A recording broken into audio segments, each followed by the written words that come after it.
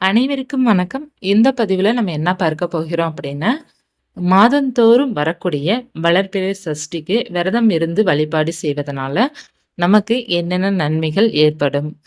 முருகனுக்கு பார்த்தீங்கன்னா, சஷ்டி விரதம் மிக மிக சிறப்புக்குரிய விரதம். சஷ்டி விரதம் இருந்தாலே குழந்தை பாக்கியம் கிடைக்கும், திருமணம் கைகூடும், நாம் நினைத்ததெல்லாம் நடக்கும் அப்படிங்கிறது இருக்குது. அதனால தான் நெறைய பக்தர்கள் பார்த்தீங்கன்னா, சஷ்டி விரதம் இருந்து வழிபாடு செய்றாங்க. இந்த சஷ்டி விரதம் இருக்கிறதுனால நமக்கு இன்னமும் அதிகமான பலன்கள் என்னென்ன அப்படின்னா, உங்களுக்கு முதல்ல முருகனுடைய அருள் வந்து பரிபூரணமாக கிடைக்கும். 2வதாக பார்த்தீங்க அப்படின்னா, குடும்பத்திற்கே அந்த அருள் கிடைக்கும். இப்ப நீங்க தான் பக்தர்களாக இருக்கிறீங்க அப்படி உங்களுக்கு மட்டும் இல்ல, உங்களுடைய குடும்பத்திற்கே முருகனுடைய அருள் வந்து பரிபூரணமாக இருக்கும். அவர் வந்து எப்போதுமே பாதுகாப்பாக உங்கள வைத்திருப்பார். முருகனுடைய அருள் பரிபூர்ணமா கிடைப்பதற்காக எப்போதுமே பார்த்தீங்கன்னா, மாதம் வரக்கூடிய சஷ்டி விரதம் இருக்க வேண்டும். அதில் 2 சஷ்டி விரதம் வரும். ஒன்று பார்த்தீங்கன்னா, வளர்பிறை சஷ்டி, 2வது பார்த்தீங்கன்னா, தேய்பிறை சஷ்டி. வளர்பிறை சஷ்டி பார்த்தீங்கன்னா, அமாவாசைக்கு அடுத்த 6வது நாள். தேய்பிறை சஷ்டி வந்து பௌர்ணமிக்கு அடுத்து 6வது நாள். ஆனா, பொதுவாக பார்த்தீங்கன்னா, வளர்பிறை சஷ்டி தான் அதிகமாக எடுத்து வழிபாடு செய்ற பக்தர்கள் அதிகமாக இருக்கிறாங்க. தேய்பிறை சஷ்டிக்கு பார்த்தீங்கன்னா, இப்போதைக்கு பார்த்தீங்க அப்படின்னா, கடன் சம்மந்தப்பட்ட பிரச்சனை இருப்பவர்கள்லாம் தேய்பிறை சஷ்டிக்கு வழிபாடு செய்துட்டு இருக்கிறாங்களே தவிர, நெறைய பேர் அதிகமான பக்தர்கள் வந்து வளர்பிறை சஷ்டிய தான் ரொம்ப சிறப்பா கொண்டாடுறாங்க. அதாவது கொண்டாடுறாங்க அப்படின்னா, மாதம் மாதம் வரக்கூடிய அந்த வளர்பிறை சஷ்டிக்கு பார்த்தீங்க அப்படின்னா, விரதம் இருந்து வழிபாடு செய்றாங்க. தேய்பிறை சஷ்டிக்கு அந்த அளவுக்கு வந்து இன்னமும் சிறப்பு குடுக்கல. ஆனா, தேய்பிறை சஷ்டி தான் எல்லோருமே கட்டாயமாக வழிபாடு செய்ய வேண்டிய முக்கியமான நாள். ஏன் அப்படின்னா, வளர்பிறை சஷ்டிங்கிறது நம்ம வாழ்க்கையில முன்னேற்றமும், நம்ம ஏதேனும் ஒரு வேண்டுதல் வச்சா அப்படின்னா, அது கட்டாயமாக நடக்கும். அதற்காக தான் நம்ம வளர்பிறை சஷ்டிக்கு விரதம் இருக்கிறோம். ஆனா தேய்பிறைங்கிறது பார்த்தீங்கன்னா, ஒவ்வொரு மனிதனும் சந்திக்கக்கூடிய மிகப்பெரிய பிரச்சனை கடன் சுமை மற்றும் குடும்பத்தில் பிரச்சனை, நிறைய சவால்களை சந்திக்கிற சூழ்நிலை வந்து ஒவ்வொரு மனிதனுக்குமே இருக்கும். அப்படிப்பட்ட அந்த சூழ்நிலை வந்து நீங்க சமாளிப்பதற்காகவும், உங்களுக்கு தைரியத்தையும் நிறைய சவால் சந்திக்கிறதுக்கான அந்த சூழ்நிலை வந்து உங்களுக்கு சாதகமாக முடிவதற்காக பார்த்தீங்க அப்படின்னா, முருகனுடைய அருள் நமக்கு பரிபூர்ணமா கிடைக்கணும். அப்படி இருக்கும்போது நம்ம தொட்டதெல்லாம் அது வெற்றியாகும். அப்படி இருக்கும்போது தேய்பிறை சஷ்டி வந்து உங்க வாழ்க்கையில வந்து மிகப்பெரிய மாற்றத்தை கொடுக்கும். தேய்பிறை சஷ்டிக்கு வழிபாடு செய்யும் பக்தர்களுக்கு எல்லாவித பிரச்சனையுமே தீரும். அடியோடு தீரும். ஒரு நோய்வாய்ப்பட்டிருக்கிறீங்க, இல்ல அப்படின்னா கடன் பிரச்சனையில இருக்கிறீங்க, குடும்பத்தில இருக்கிற பிரச்சனை, எல்லாவித பிரச்சனைக்குமே ஒரே தீர்வு வந்து தேய்பிறை சஷ்டி விரதம். இப்ப நீங்க வந்து விரதம் இருக்காட்டா கூட நீங்க பூஜை பண்ணா போதும், கோவிலுக்கு போனா போதும், முருகனுடைய அருள் பரிபூர்ணமாக இருக்கும். எப்படி வளர்பிறை சஷ்டி ரொம்ப சிறப்புக்குரியதோ, அதே போல தேய்பிறை சஷ்டியும் சிறப்பு. யாரெல்லாம் அதிகமாக மன அழுத்தம், கவலை, கடன் சுமை, வீட்ல நிம்மதி இல்ல அப்படி இருக்கிறவங்க எல்லாருமே தேய்பிறை சஷ்டிக்கு வழிபாடு செய்யும்போது அந்த பிரச்சனை எல்லாம் தேய்ந்து கொண்டே போகும். வளர்பிறை சஷ்டிக்கு வந்து முன்னேற்றம், தொழில் நல்லா வளரணும், குழந்தை பாக்கியம் வேண்டும், திருமணம் வேண்டும், வாழ்க்கையில பார்த்தீங்கன்னா அடுத்தடுத்து முன்னேறணும், வீடு, வாசல், வாகனம் எல்லாம் வாங்கணும் அப்படின்னா வளர்பிறை சஷ்டி மிக மிக சிறப்புக்குரியதாக இருக்கும். மாதம் மாதம் வரக்கூடிய வளர்பிறை சஷ்டியில யார் ஒருவர் வந்து விரதம் இருந்து வழிபாடு செய்து முருகனை வந்து மனமுருகி பிரார்த்தனை பண்றாங்களோ, அவர்களுக்கு தொட்டதெல்லாம் வெற்றிதான். விரதம் எப்படி இருக்கணும் அப்படின்னா, முதல் நாளே வீட முழுவதும் சுத்தம் பண்ணிறணும். ஒரு ஈவினிங்குள்ள நீங்க சுத்தம் பண்ணி வச்சுருங்க. முருகனுக்கு தனியா தீபம் ஏற்றணும். அந்த தீபம் நீங்க எடுத்து வச்சுக்கோங்க. 1ஓ 6 ஏற்றப் போறீங்களோ அத்தன தீபம் நீங்க எடுத்து வச்சுக்கோங்க. முருகனுடைய படம் வச்சுக்கோங்க. இப்ப முருகனுடைய படம் அப்படிங்கிறப்ப எந்த படம் வைக்கணும் அப்படிங்கிறதும் ஒரு சில பேர் கேள்வி கேட்டிருந்தீங்க. அதாவது பார்த்தீங்கன்னா, முருகனுடைய எல்லா படமே உகந்ததுதான். இப்போ வந்து நம்ம வந்து ஃபேமிலியா இருக்கும்போது, அவருடைய ஃபேமிலி பார்த்தீங்கன்னா, வள்ளி, தெய்வானை கூட இருக்கிறதாம். இப்ப முருகர், வள்ளி, தெய்வானை இருக்கிற படம் இருந்தது அப்படின்னா ரொம்ப சிறப்பு. அப்படி இல்ல அப்படின்னா, பழனி முருகன் ஒவ்வொருத்தருக்குமே பழனி முருகன் மிகவும் பிடிக்கும். இல்ல அப்படின்னா, திருச்செந்தூர் முருகன் மிகவும் பிடிக்கும். இந்த படங்கள்லாம் வைப்பது மிக மிக சிறப்புக்குரியதாக இருக்கும். எல்லா படமும் வைக்கலாம். குழந்தையாக இருப்பார் இல்லையா? அந்த படமும் வாங்கி வைக்கலாம். இப்ப குழந்தைக்காக வழிபாடு செய்யும் பக்தர்கள்லாம் சின்ன குழந்தையாக இருப்பார் இல்லையா? அந்த படம் வாங்கி வைத்து முருகனே உங்களுக்கு பிறக்கணும் அப்படிங்கிறத மனசுல பிரார்த்தனை பண்ணி, நீங்க வந்து வழிபாடு செய்ய செய்ய முருகனே உங்களுக்கு வந்து குழந்தையாக பிறப்பாரு. ஆண் குழந்தையா இருந்தாலும் சரி, பெண் குழந்தையா இருந்தாலும் சரி, முருகன்ட்ட நீங்க கேட்டுக்கிட்டீங்க அப்படின்னு, அவருடைய ஆசையோட தான் நமக்கு அந்த குழந்தை பிறக்கும். அப்படி பிறக்கும்போது நீங்க முருகனுடைய பெயர்கள் வரும் பார்த்தீங்களா? முருகனுக்கு ஏகப்பட்ட பெயர்கள் இருக்கு இல்லையா? அந்த பேரை குழந்தைக்கு வைங்க. நீங்க வந்து முருகன வழிபாடு செஞ்சு உங்களுக்கு குழந்தை பிறக்குது அப்படின்னா, நெறைய பேர் வந்து குலதெய்வம் பேர் வைப்பாங்க இல்லையா? அந்த ராசி நட்சத்திரம் பார்க்கும்போது, அதில முருகன் பேரையும் சேர்த்து வைக்கிற மாதிரி நீங்க பாருங்க. முருகனுடைய பிளெஸ்ஸிங்ஸ் வந்து அந்த குழந்தைங்களுக்கு வந்து கடைசி வரை இருக்கும். அந்த குழந்தை வந்து முருகன வழிபாடு செய்தோ, வழிபாடு செய்யலையோ, அதுக வளர வளர அவங்க இப்ப இனி வர்ற காலத்துல சுவாமி கும்பிடுறாங்களோ இல்லையோ, அது வந்து தெரியாது. நம்மளுடைய பிளெஸ்ஸிங்ஸும் மற்றும் அந்த முருகனுடைய பிளெஸ்ஸிங்ஸும் அந்த குழந்தைக்கு வந்து இருந்துகிட்டே இருக்கிறதுக்காக, நீங்க முருகன வழிபாடு செஞ்சு குழந்தை பாக்கியம் கிடைக்குது அப்படின்னா, அந்த குழந்தைங்களுக்கு வந்து முருகன் பேரும் சேர்ந்து வர்ற மாதிரி, அந்த ராசி நட்சத்திரம் படத்துல வைப்பாங்க இல்லையா? அதுல வந்து அந்த மாடல் நேம் நம்ம சூஸ் பண்ணும்போது, முருகன் பேர சேர்த்து வைக்கிற மாரி வச்சு விட்டுருங்க. எப்போதுமே முருகனுடைய அருள் அந்த குழந்தைங்களுக்கு இருந்து கொண்டே இருக்கும். அதாவது சஷ்டி விரதம் இருந்து உங்களுக்கு குழந்தை பிறந்தா, அந்த நன்றி கடன் முருகன் நமக்கு கொடுத்திருக்காரு இல்லையா? அந்த நன்றி கடனுக்காக முருகனுடைய பெயர்கள் சூட்டுவது மிக மிக நல்லது. இப்ப நீங்க வந்து சஷ்டிக்கு வந்து விரதம் இருக்கிறீங்க அப்படின்னா, உங்களுக்கு வந்து ஏகப்பட்ட நன்மைகள் இருக்கும். அதுல முக்கியமாக பார்த்தீங்க அப்படின்னா, முதல் நன்மைகள் என்ன அப்படின்னா, உங்களுக்கு உங்களுடைய வேண்டுதல் நடக்கும். முருகனுடைய அருள் வந்து பரிபூர்ணமா கிடைக்கும். எப்போதுமே முருகன் உங்களுக்கு வந்து துணையாக இருப்பார். நீங்க சஷ்டிக்கு விரதம் இருந்தாலே முருகன் துணை பரிபூரணமா உங்களுக்கு இருக்கும். அடுத்து பார்த்தீங்கன்னா, உங்களுக்கு வந்து வெற்றி கிடைக்கும். மகிழ்ச்சியாக இருப்பீங்க, நிம்மதியாக இருப்பீங்க. நீங்க என்னென்ன காரியங்கள் வந்து முயற்சி பண்றீங்களோ, இப்ப ஒரு வீடு வாங்கணும்னு நீங்க முயற்சி பண்றீங்கன்னு வச்சுக்கோங்களேன். அந்த வீடு வாங்குவதற்கான அமைப்பு உங்களுக்கு அமையும். அதேபோல ஒரு பிசினஸ் பண்ணணும்னு நினைக்கிறீங்க. அந்த பிசினஸ் சக்சஸாக மாறும். இல்ல நான் வேலை பார்த்துட்டு இருக்கேன். அந்த வேலையில வந்து நான் அடுத்தடுத்து முன்னேறணும். அடுத்தடுத்து நான் எனக்கு வந்து ப்ரமோஷன் கிடைக்கணும் அப்படின்னா, அதுவும் உங்களுக்கு அமையும். ஸோ முருகன்ட்ட வந்து நம்ம என்னென்ன கேட்கிறோமோ எல்லாமே நடக்க ஆரம்பிக்கும். சஷ்டிக்கு விரதம் இருந்த பக்தர்களுக்கு. சரி ஒரு சஷ்டிக்கு விரதம் இருந்தேன். எனக்கு ஒரு மாற்றத்தை காணோம். நான் 2 சஷ்டிக்கு விரதம் இருந்தேன். ஒரு மாற்றத்தை காணோம் அப்படிங்கிறதெல்லாம் கேட்கக்கூடாது. பல சஷ்டிக்கு விரதம் இருக்கணும். அதாவது விரதம் இல்லாட்டாலும் பூஜை பண்ணணும். சரிங்களா? விரதம்ங்கிறது பார்த்தீங்கன்னா, அவங்கவங்களோட உடல் ஆரோக்கியத்த பொறுத்து தான். கம்பல்சரி கிடையாது. எல்லாருமே கட்டாயமா முருகன் பக்தர்கள் எல்லாருமே விரதம் இருக்கணும் அப்படிங்கிறதெல்லாம் இல்ல. அவங்கவங்க உடல் ஆரோக்கியத்த பொறுத்து தான் விரதம் இருக்கிறதெல்லாம் அவங்கவங்களுடைய தனிப்பட்ட விருப்பம்.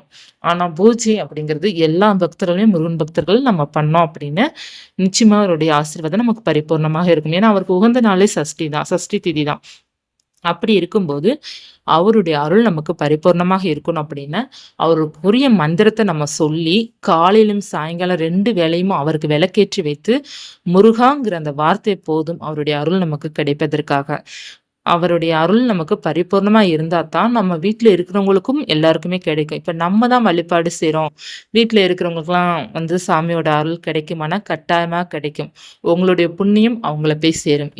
எப்படி வந்து பெற்றோர்கள் ஒரு பாவம் செய்தா பிள்ளைகள போய் சேருமோ, பெற்றோர்கள் ஒரு புண்ணியம் செய்தால் பிள்ளைகள போய் சேருமோ, அதேபோல ஒரு வீட்டில் வந்து முருகர் பக்தர் இருக்கிறாங்க அப்படின்னா, அந்த முருகர் பக்தர்கள் வந்து முருகனை எந்த அளவுக்கு நேசித்து அவங்க வழிபாடு செய்றாங்களோ, அந்த புண்ணியம் வந்து அவங்களுக்கு மட்டும் இல்ல, அவங்க வீட்ல இருக்கிறவங்களுக்கும் அது போய் சேரும்.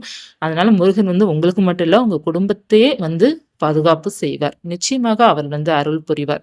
அவங்க ஏதேனும் சின்ன சின்ன தவறுகள் செய்தாலும் அதை மன்னித்து முருகன் பார்த்தீங்கன்னா அருள் புரிவார். அவர்களே வந்து நல்ல வழியில் நடத்தி செல்வார். இப்ப நெறைய பேரு பார்த்தீங்கன்னா, என்னுடைய குழந்தைகள் வந்து சொன்னதை கேட்க மாட்டேங்கிறாங்க. டீனேஜ் பிள்ளைங்கலாம் பார்த்தீங்கன்னா, நம்ம சொல்றத சுத்தமா கேட்க மாட்டேங்கிறாங்க. என்னுடைய கணவர் சரியில்ல. அப்படி இப்படின்னு ஒரு சில கவலைகள் இருக்கும் பார்த்தீங்களா? அது அனைத்துமே முருகர் வந்து சரி செய்து கொடுப்பாரு. அதனால வந்து நீங்க வந்து முருகன வந்து முழு நம்பிக்கையுடன் காலையும், சாயங்காலம் 2 வேளையும் வந்து விளக்கேற்றி வச்சுருங்க. சஷ்டி விரதம் அன்று. ஏற்றி வைத்து உங்களையும் முருகர் பார்ப்பாரு, உங்க குடும்பத்தில இருக்கிறவங்களையும் பார்ப்பாரு. உங்க எல்லாத்துக்குமே வந்து நல்லது செய்வாரு. அவருடைய வேலையே அதுதான். அவரை நம்பி இருக்கிற பக்தர்களுக்கு வந்து எந்தவித குறை இல்லாமல் சிறப்பாக வாழ வைப்பாரு. சரி அவர நம்பிட்டோம் அப்படின்னா நமக்கு எல்லாமே மகிழ்ச்சியா தான் நடக்குமா அப்படின்னு, மகிழ்ச்சியா தான் நடக்கும். இருந்தாலும் சின்ன சின்ன கவலைகளும், கஷ்டங்களும் வரலாம். அது உங்க நல்லதுக்கு தான் வரும். யாருமே வந்து பார்த்தீங்கன்னா, சந்தோஷத்த மட்டும் தான் நம்ம ஏற்றுக்கொள்வோமே தவிர, கவலைகளையும், துக்கத்தையும் நம்ம ஏற்றுக்கொள்ள மாட்டோம். ஆனா, அதுல ஒரு நல்ல அனுபவம் இருக்குது அப்படிங்கிறத நீங்க எப்போ வந்து நினைக்கிறீங்களோ, அப்ப அந்த கவலை உங்களுக்கு வந்து பாதிக்காது. எல்லாம் முருகனுடைய அனுமதியோட தான் நடக்குது அப்படிங்கிற அந்த எண்ணங்கள் உங்களுக்குள்ள வந்துருச்சு அப்படின்னு, நீங்க வந்து ஸ்ட்ரெஸ் ஆக மாட்டீங்க, டிப்ரஷன் ஆக மாட்டீங்க, கவலைப்பட மாட்டீங்க. உங்களுக்கு மன அழுத்தங்கிறதே ஒரு வியாதியே வரவே வராது. ரொம்ப ஜாலியா, சந்தோஷமா, மகிழ்ச்சியா இருப்பீங்க. முருகன நம்பிட்டீங்க அப்படின்னு, என்ன வந்தாலும் முருகன் அனுமதியோட தான் இருக்குது அப்படிங்கிற அந்த எண்ணம் வந்துரணும். அப்படி வந்துட்டாலே உங்களுடைய பக்தி வந்து வெற்றியான பக்தி தான். ஆனா அப்படி நினைக்கிறோமா அப்படின்னா, மிக மிக குறைவு தான். ஒரு சில பக்தர்கள்லாம் முருகன் தான் உயிர் அப்படிங்கிறவங்கலாம் இருக்கிறவங்கலாம், என்ன கஷ்டம் வந்தாலுமே அவங்க ஒரு துளி கூட அஞ்ச மாட்டாங்க. எதுக்குமே வந்து இந்த சொல்லுவாங்களே, இவங்கள அசைக்கவே முடியாது அப்படிங்கிறத சொல்லுவாங்க இல்லையா? அது ஒரு சில முருகர் பக்தர்கள்ட்ட அந்த கேரக்டர் இருக்கும். அவங்க முருகன நம்புறவங்களுக்கு வந்து ரொம்ப நம்புறவங்க வந்து எதுக்குமே கவலைப்பட மாட்டாங்க. என்ன துயரம் வந்தாலும் அவங்கள வந்து ஒண்ணுமே வீழ்த்த முடியாது சொல்லுவாங்க இல்லையா? அவங்கள அசைக்கவே முடியாது. அந்த அளவுக்கு சிறப்பான பக்தர்கள்லாம் இருப்பாங்க. அதே மாரி எல்லோருமே இருக்கணும். அதாவது நம்ம வந்து நம்ம சுவாமி கும்பிடுறோம் அப்டின்னா, நமக்கு வந்து கட்டுக்கட்டா பணம் சேரணும், வீடு இருக்கணும், இடம் இருக்கணும், வாகனம் இருக்கணும், எல்லாம் இருக்கணும்னு நெனைக்கிற மாதிரி, நமக்கு சின்ன சின்ன கவலைகளும், மன அழுத்தங்களும் வரத்தான் செய்யும். அதையும் நம்ம ஏற்றுக்கொண்டு அத சரி செஞ்சுட்டோம் அப்டின்னாலே, அது எல்லாம் நமக்கு நல்லதுல தான் இருக்கும். ஆனா, அத வந்து யாரும் ஏற்றுக்கொள்வதில்லை. எல்லாமே வந்து அந்த முன்னேற்றம் அந்த வீடு, வாகனத்துல தான் குறியா இருக்குமே தவிர, கவலைகள்ல வந்தாலே அப்ப முருகர் நம்மளுடைய பக்திய ஏற்றுக்கொள்ளல. முருகர் வந்து நம்மளுடைய வேண்டுதல் நடத்தி வைக்கல. அவர் நம்மள பார்க்க மாட்டேங்கிறாரு. நம்ம என்னதான் சாமி கும்பிட்டாலும் அவர் கண்டுக்க மாட்டேங்கிறார். அப்படிங்கிற அந்த எண்ணம் தானா போயிடுது. அந்த மாரிலாம் போகக்கூடாது. நமக்கு வந்து ஏதேனும் ஒரு பிரச்சனை வருதா? அந்த பிரச்சனை மூலமா முருகர் நமக்கு என்ன சொல்ல வராரு? இப்போ உங்களுக்கு வந்து எதிரிகள் யாரோ இருக்கிறாங்க. அந்த எதிரி யாருன்னு அப்படிங்கிறத ஒரு பிரச்சனை வந்தா தான் தெரியும். உங்களுக்கு ஒரு பண கஷ்டம் வருது அப்படின்னா, அந்த பண கஷ்டத்துல யார் உங்களுக்கு உதவியா இருக்கிறாங்க அப்படிங்கிறது அந்த பண கஷ்ட பிரச்சனை வந்தா தான் தெரியும். அதேபோல உடல் எப்படி ஆரோக்கியமா இருக்குங்கிறத தெரிந்து கொள்ளணும் அப்படின்னா, நமக்கு ஏதாவது நோய் வந்தா தான் தெரியும். நம்ம உடல் எந்த அளவுக்கு ஸ்ட்ராங்கா இருக்குன்னு. ஸோ எல்லாமே வந்து வந்தா தான் நமக்கு தெரியும். வராமலே பார்த்தீங்கன்னா, நமக்கு எதுவுமே தெரியாது இல்லையா? ஒவ்வொன்றும் ஒவ்வொரு அனுபவம் அப்படி நீங்க நினைச்சிட்டீங்க அப்படின்னா, முருகன் மீது உங்களுக்கு ஒரு துளி கோபம் வராது. அவர் மீது அளவுக்கு அதிகமான காதல் தான் உங்களுக்குள்ள இருக்குமே தவிர, அவர நீங்க வெறுக்கவே மாட்டீங்க. நீங்க வந்து வெறுத்தாலும் அவர் உங்கள விட மாட்டாரு. அதுதான் உண்மை. நீங்க முருகர் பக்தர்களா ஆயிட்டீங்க அப்படின்னா, நீங்க வந்து எந்த அளவுக்கு அவர வெறுத்தாலும், அவர் உங்கள வெறுக்க போறது கிடையாது. நிழல் போல உங்களுக்கு கூடவே தான் இருப்பாரு. அந்த அளவுக்கு சக்தி வாய்ந்ததான் பார்த்தீங்கன்னா முருகப்பெருமான். முருகப்பெருமானுக்குரிய உரிய நாளான இந்த சஷ்டி விரதம், கிருத்திகை மற்றும் தைப்பூசம், கார்த்திகை விரதம்லாம் வருது பார்த்தீங்களா? அதெல்லாம் நம்ம முடிந்த அளவுக்கு அவருக்குரிய தினத்தன்று நம்ம அவர கையெடுத்து கும்பிடுறோம் அப்படின்னு, நம்ம வாழ்க்கையில வந்து வெற்றி மேல் வெற்றி கிடைத்துக் கொண்டே இருக்கும். மன நிம்மதி முதல்ல கிடைக்கும். நல்ல ஞானம் கிடைக்கும். முருகர் பக்தர்களுக்கு வந்து ஞானம் தரக்கூடிய தெய்வம். அது ஆறுமுகன் வந்து ஞானம் தரக்கூடிய தெய்வம் தான். அவர் குடுக்குற வாழ்க்கையோட அனுபவம் வந்து ஏராளமானதாக இருக்கும். இது தாண்டா வாழ்க்கை அப்படிங்கிற அளவுக்கு நீங்க தெரிந்து கொள்கின்ற அளவுக்கு அவர் உங்களுடைய வாழ்க்கைய வந்து மிராக்கிள் செய்து காமிப்பார். சிறப்பா இருக்கும். முதல்ல வந்து கவலைகளும் இருக்கலாம். அதுக்கப்புறம் உங்களுக்கு நல்ல அனுபவங்களா மாறலாம். உங்க வாழ்க்கை அடுத்து சிறப்பாக மாறலாம். எல்லாமே வந்து முருகன் அருளோட நமக்கு நடக்கும். அதனால இந்த சஷ்டி விரதம் தானே அப்படிங்கிறதெல்லாம் நீங்க வந்து விட்றாதீங்க. ஏன்னா, மாதம் மாதம் வளர்பிறை சஷ்டி வரும். அடுத்து பார்த்தீங்கன்னா, நமக்கு ஐப்பசி மாதம் இல்ல கார்த்திகை மாதம். இந்த அக்டோபர் மாதம் பார்த்தீங்கன்னா, நமக்கு வந்து மகா சஷ்டின்னு ஒன்று வரும். அது 7 நாள் சூரசம்ஹாரம் 7 நாள் வரும் அந்த விரதம்.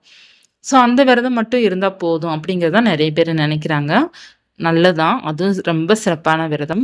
இருந்தாலும் அந்த விரதத்த வந்து நம்ம சிறப்பா முடிக்கணும் அப்படின்னா, மாதம் மாதம் வரக்கூடிய இந்த விரதத்த கடைபிடிச்சா, அந்த விரதம் பார்த்தீங்கன்னா, இன்னமும் உங்களுக்கு வந்து சிறப்பாக அமையும். அந்த விரதம் 7 நாள் விரதம் இருப்பதற்காக, இந்த 1 நாள் மாதம் மாதம் வரக்கூடிய விரதம் இருந்துட்டு வந்துட்டோம் அப்படின்னா, ரொம்ப நல்ல மாற்றங்கள் இருக்கும். சரி விரதம் இருக்க முடியலனா கூட பூஜைகள் கம்பல்சரி பண்ணணும். முருகர் பக்தர்கள் கட்டாயமாக முருகனுக்கு வந்து விளக்கேற்றி வைத்து, முருகனுக்கு வந்து ஒரு பூக்களால் அலங்காரம் செய்து, அவருக்கு உகந்த நெய்வேத்தியத்த வைத்து, அவரே அப்படிங்கிற சரணாகதி அடைந்து, "முருகா நீதான் துணை" அப்படிங்கிற மாதிரி சரணடைஞ்சுட்டோம் அப்படின்னாலே, அவர் நம்ம வாழ்க்கைய பார்த்துப்பார். நம் வாழ்க்கை மட்டும் இல்ல, நம்ம வீட்ல இருக்கிற எல்லாருடைய வாழ்க்கைய அவர் பார்த்துப்பார்.